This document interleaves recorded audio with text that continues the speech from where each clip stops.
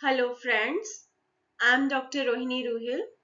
Today we'll discuss about Sustainable Development Goals. You can see this painting here. I have placed this painting with a purpose. This painting represents ancient Greek agora. It was an open space where citizens gathered for a variety of activities including political discussions, commercial transactions, and social interactions. It was here that citizens could freely express their opinions and cast their votes on various state issues. Great thinkers such as Socrates often engaged in deep conversations and debates within the agora, transforming it into a focal point for intellectual growth and cultural exchange. This image of the agora draws attention to the concept of a world connected by a seamless flow of ideas, traditions, information, transcending borders and societal divisions. Drawing upon this metaphor helps us better grasp the Millennium Development Goals and Sustainable Development Goals. It encourages us to look at these goals from multiple viewpoints: political, economic, social, ecological, and have such insights into them. Moreover, this metaphorical agora creates a bridge between the ancient art of public dialogue and decision making and the modern day global issues we face, illustrating a historical thread that connects our past with our current global endeavors. The Sustainable Development Goals build on the foundation set by Millennium Development Goals.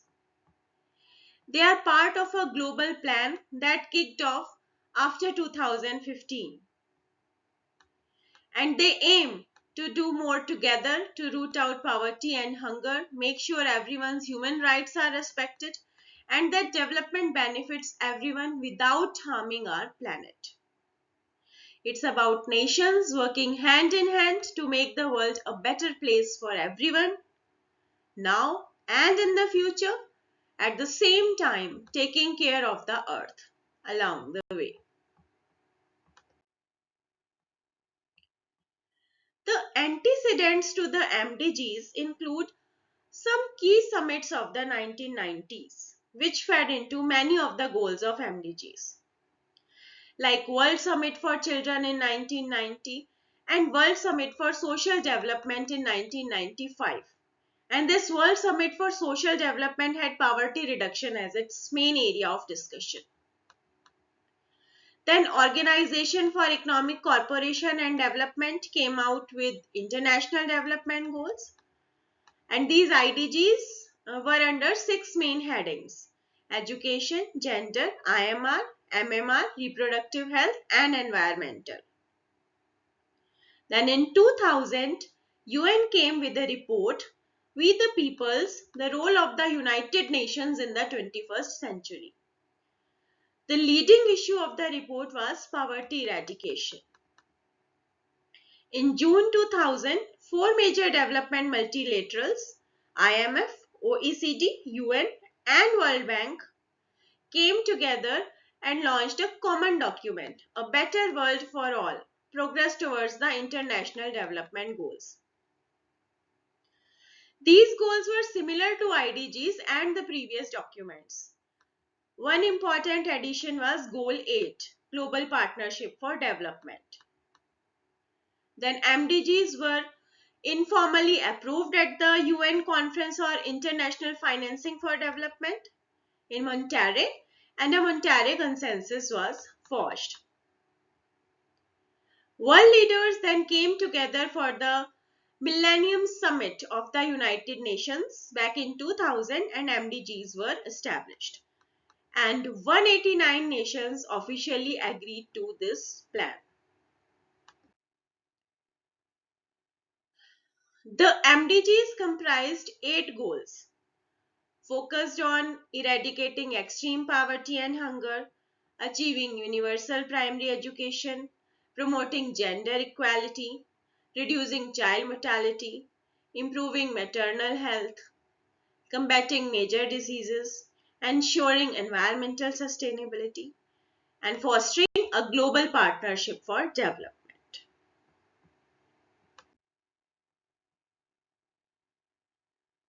The health goals in the MDGs focused on three big areas: reducing child mortality, the goal 4, improving maternal health, the goal 5, and combating HIV, AIDS, malaria, and other diseases, the goal 6.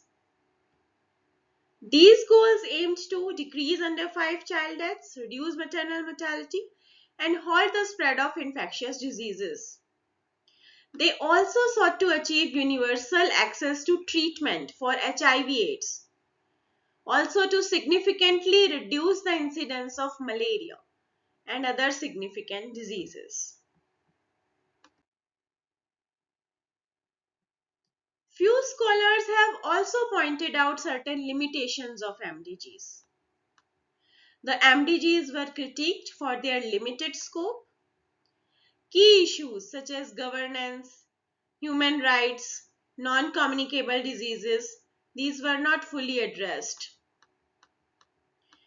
Also, MDGs couldn't connect to Cairo Conference on Population and Development and the Beijing Conference on Women.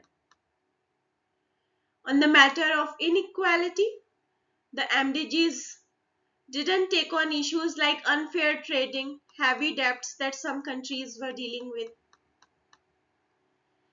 Additionally, there was a sentiment among less developed nations of the global south that MDGs were imposed on them rather than developed in partnership. Finally, the actual benefits of MDGs seem to accrue disproportionately to wealthier layers of society, leaving the poor with relatively little improvement in their conditions.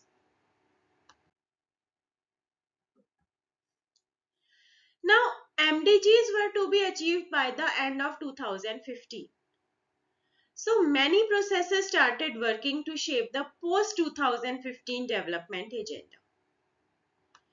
An open working group of UN member states was established in the Rio Plus 20 outcome document, The Future We Want.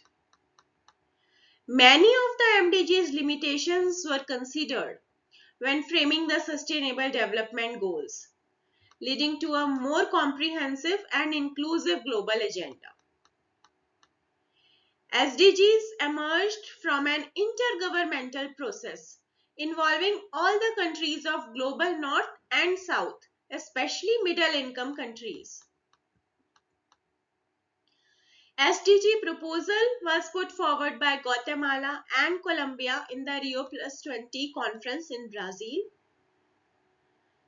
Also, the 30 seats of open working group were shared by 70 UN member countries.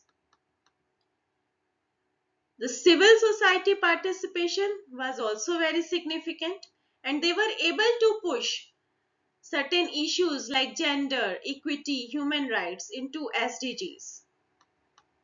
Finally, the SDGs were adopted by UN General Assembly on 25th September 2015 at the UN Sustainable Development Summit. This new development agenda was called Transforming Our World, the 2030 Agenda for Sustainable Development. These Sustainable Development Goals are a comprehensive set of 17 goals. And these 17 goals are further broken down into 169 specific targets, which are guided by 330 indicators to measure progress.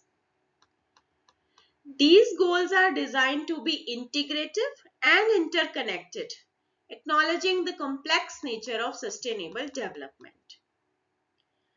They serve as a global blueprint from 2015 to 2030, aiming to address a wide range of issues from poverty, health, education, and climate action.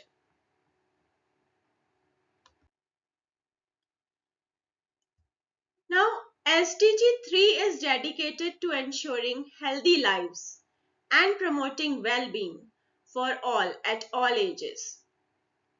It sets forth 13 targets, out of which 9 are outcome targets, 3.1 to 3.9. They focus on various health related outcomes such as reducing maternal mortality, ending preventable deaths of newborns and children, combating epidemics, reducing deaths from non communicable diseases, and the remaining 4 are means of implementation. The target 3.A, 3.B, 3.C, 3.D, they are geared towards the ways in which these health outcomes can be achieved. And these include strengthening the implementation of WHO FCTC, the Framework Convention on Tobacco Control, also supporting research development and universal access to affordable vaccines and medicines. The progress towards these targets is measured by 28 indicators. Now, apart from SDG 3, several sustainable development goals are intrinsically linked to health outcomes. And each of these goals, while not exclusively focused on health, contributes significantly to overall health outcomes and reflects the interconnected nature of the SDGs. This we have already discussed in social determinants of health.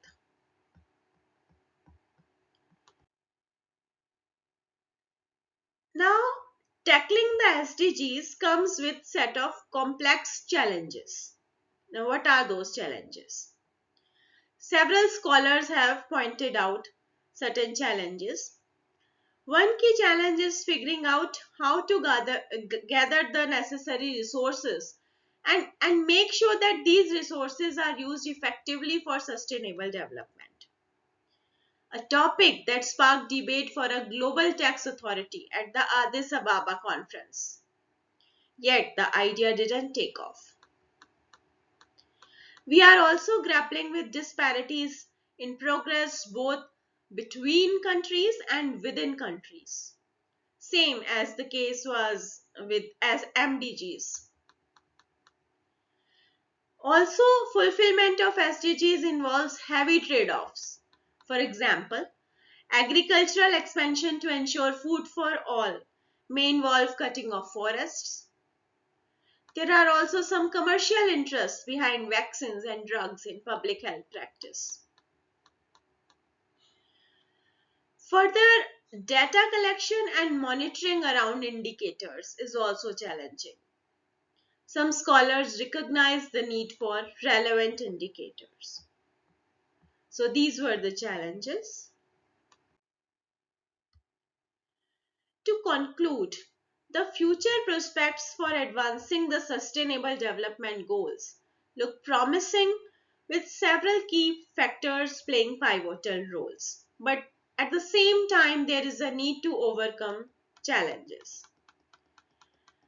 Strengthening international alliance is crucial. By pooling resources, sharing knowledge, and aligning strategies, countries and global institutions can accelerate progress toward these goals.